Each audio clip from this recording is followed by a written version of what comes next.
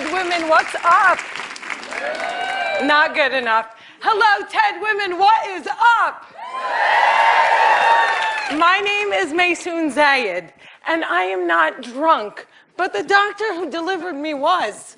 He cut my mom 6 different times in 6 different directions, suffocating poor little me in the process.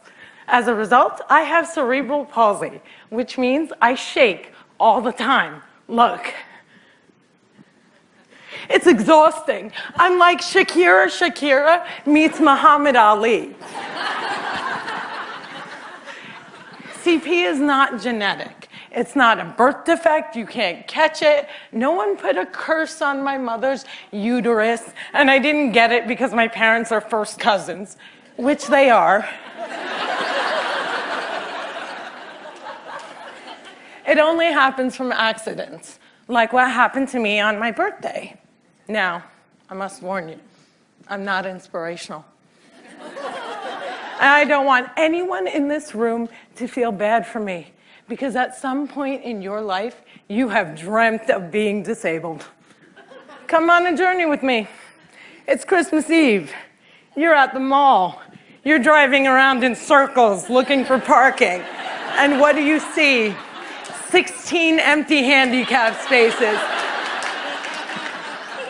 And you're like, God, can't I just be a little disabled?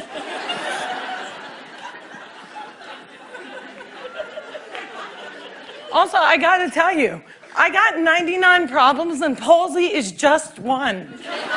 If there was an oppression Olympics, I would win the gold medal. I'm Palestinian, Muslim, I'm female, I'm disabled, and I live in New Jersey.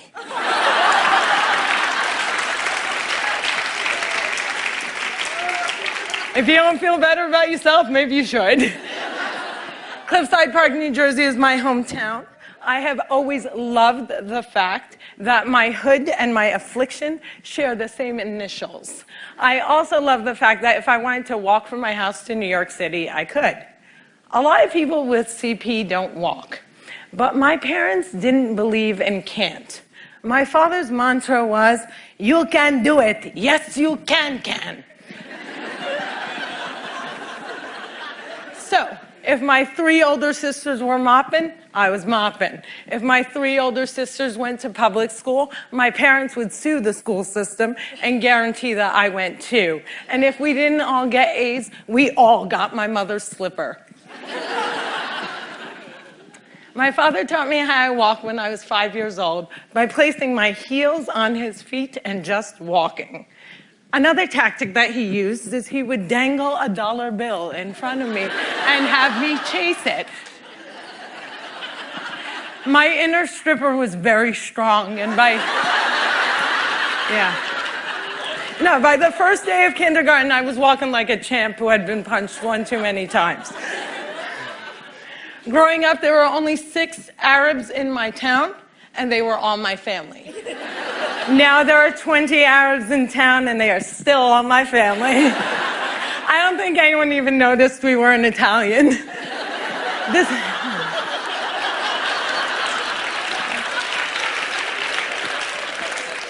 This was before 9/11 and before politicians thought it was appropriate to use "I hate Muslims" as a campaign slogan. The people that I grew up with had no problem with my faith. They did, however, seem very concerned that I would starve to death during Ramadan. I would explain to them that I have enough fat to live off of for 3 whole months, so fasting from sunrise to sunset is a piece of cake. I have tap danced on Broadway. Yeah, on Broadway. It's crazy. My parents couldn't afford physical therapy, so they sent me to dancing school.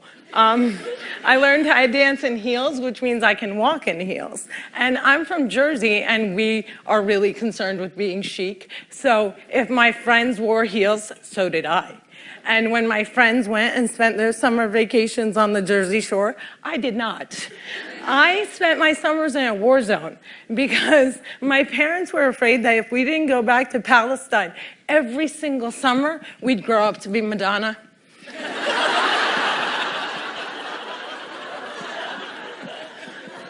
Summer vacations often consisted of my father trying to heal me. So I drank deer's milk, I had hot cups on my back, I was dunked in the Dead Sea, and I remember the water burning my eyes and thinking, it's working, it's working!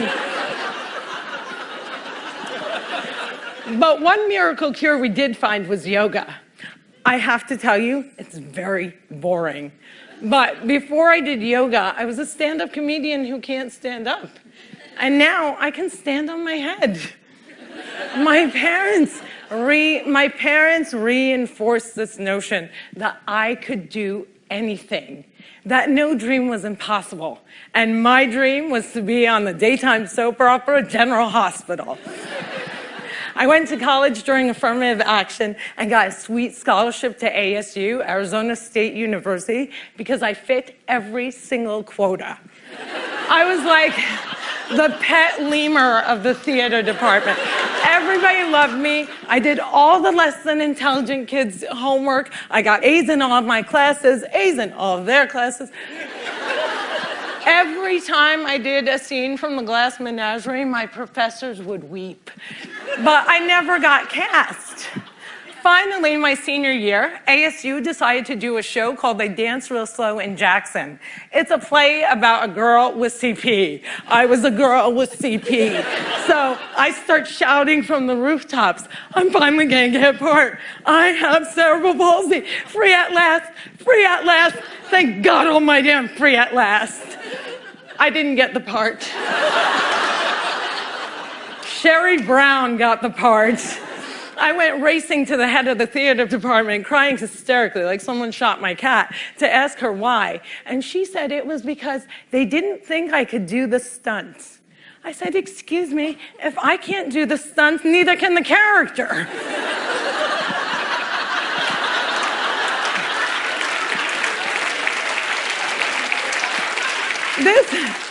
This was a part that I was literally born to play, and they gave it to a non-palsy actress. College was imitating life. Hollywood has a sordid history of casting able-bodied actors to play disabled on screen. Upon graduating, I moved back home, and my first acting gig was as an extra on a daytime soap opera. My dream was coming true, and I knew that I would be promoted from diner to wacky best friend in no time. But instead, I remained a glorified piece of furniture that you could only recognize from the back of my head. And it became clear to me that casting directors didn't hire fluffy ethnic disabled actors. They only hired perfect people, but there were exceptions to the rule. I grew up watching Whoopi Goldberg, Roseanne Barr, Ellen, and all these women had one thing in common. They were comedians. So I became a comic.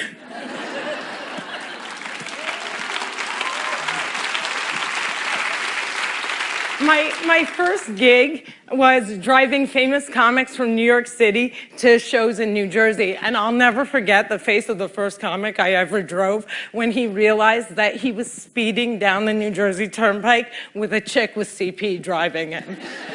I performed in clubs all over America, and I've also performed in Arabic in the Middle East, uncensored and uncovered. Some people say I'm the first stand-up comic in the Arab world. I never like to claim first, but I do know that they never heard that nasty little rumor that women aren't funny and they find us hysterical. In 2003, my brother from another mother and father, Dean Obidala, and I started the New York Arab American Comedy Festival, now in its 10th year. Our goal was to change the negative image of Arab Americans in media, while also reminding casting directors that South Asian and Arab are not synonymous.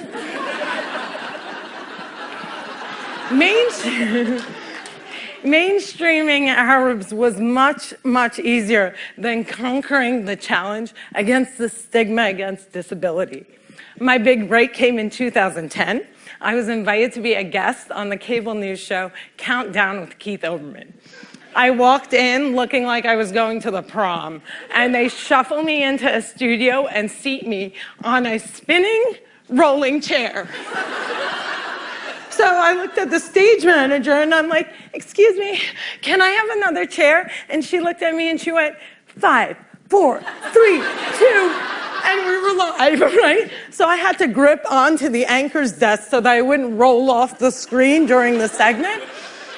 And when the interview was over, I was livid. I had finally gotten my chance and I blew it. And I knew I would never get invited back.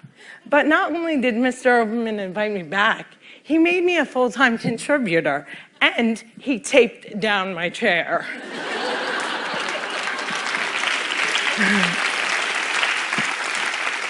One fun fact I learned while on the air with Keith Olbermann was that humans on the internet are scumbags. People say children are cruel, but I was never made fun of as a child or an adult. Suddenly, my disability on the World Wide Web is fair game. I would look at clips online and see comments like, yo, why is she tweaking?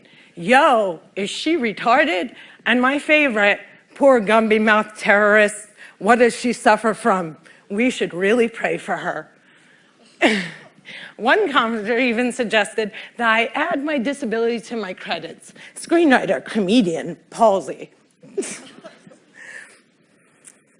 Disability is as visual as race. If a wheelchair user can't play Beyonce, then Beyonce can't play a wheelchair user. The disabled are the largest... Yeah, clap for them, man. Come on.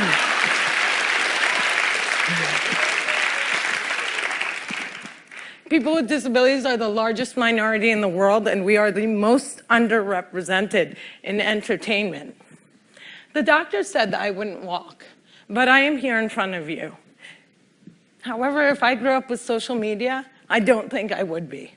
I hope that together we can create more positive images of disability in the media and in everyday life. Perhaps if there were more positive images, it would foster less hate on the internet. Or maybe not.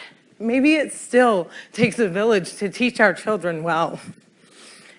My crooked journey has taken me to some very spectacular places. I got to walk the red carpet, flanked by soap diva Susan Lucci and the iconic Lorraine Arbus. I got to act in a movie with Adam Sandler and work with my idol, the amazing Dave Matthews. I toured the world as a headliner on Arabs Gone Wild. I was a delegate representing the great state of New Jersey at the 2008 DNC, and I founded Maysoon's Kids, a charity that hopes to give Palestinian refugee children a sliver of the chance my parents gave me. But the one moment that stands out the most was when I got, before this moment,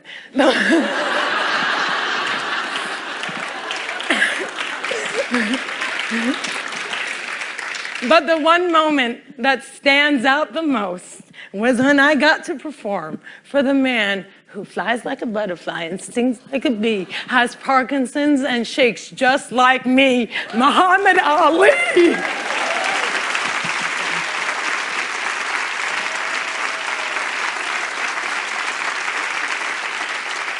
It was the only time that my father ever saw me perform live, and I dedicate this talk to his memory. Allah yarhamak yaba. My name is Maysoon Zayed, and if I can, you can.